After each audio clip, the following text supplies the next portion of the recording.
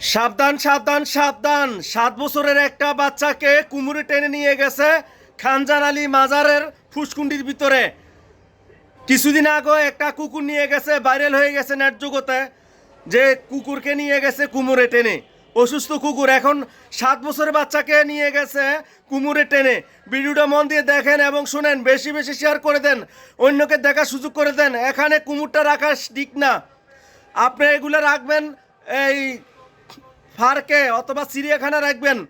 এখানে অফিনলি ফুসকুন্ডির মধ্যে রাখছেন, এই যে মানুষ জাতিকে নিয়ে গেছে, এটার দায় কেটে দিবে?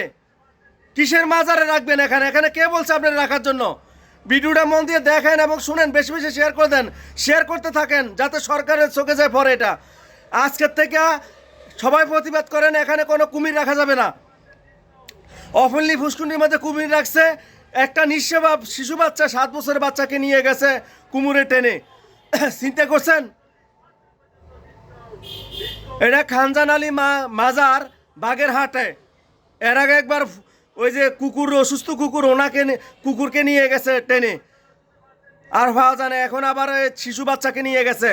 ওইখানে মানুষের যায়, মহিলা পুরুষ যায়, সবাই যায়। ওই পানি নিয়ে যায়, গোসল করে। আরে ভাই, এগুলা কি?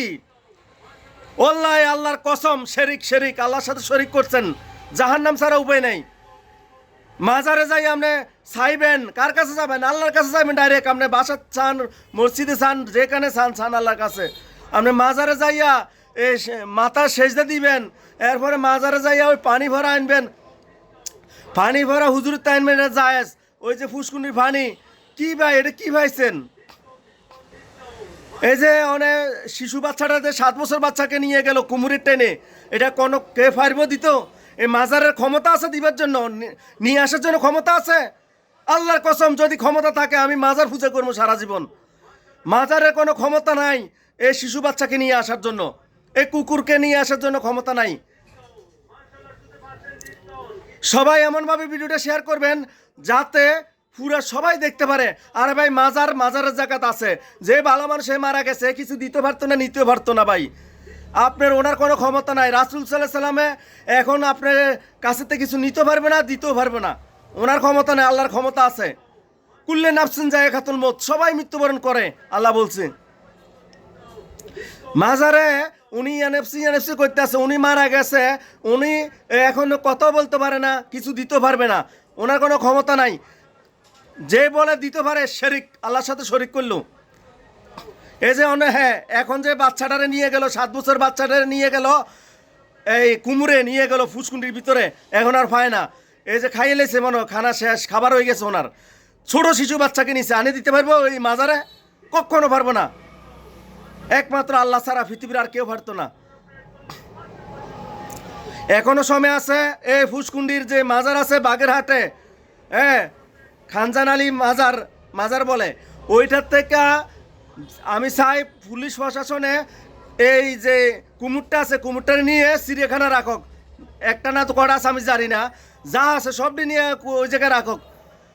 এগুলো ক্ষতিকর। মানুষ বেদিন হয়ে গেছে, মানুষে একবার বেদিন হয়ে গেছে।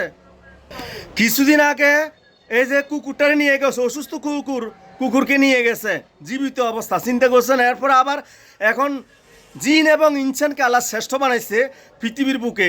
জিন এবং ইনসানের মানে মানুষের যদি কোনো ক্ষতিকর জিনিস হয়, তাকে হত্যা করার দরকার এবং তাকে অন্যদিকে নেওয়ার দরকার। জীবজন্তুকে আমরা মারার দরকার নাই, চিড়িয়াখানা রেখে দক, তারা হয়তো বা সাগরে ছেড়ে দক, তারা পোকামাকড় খাইয়ে বাঁচবো।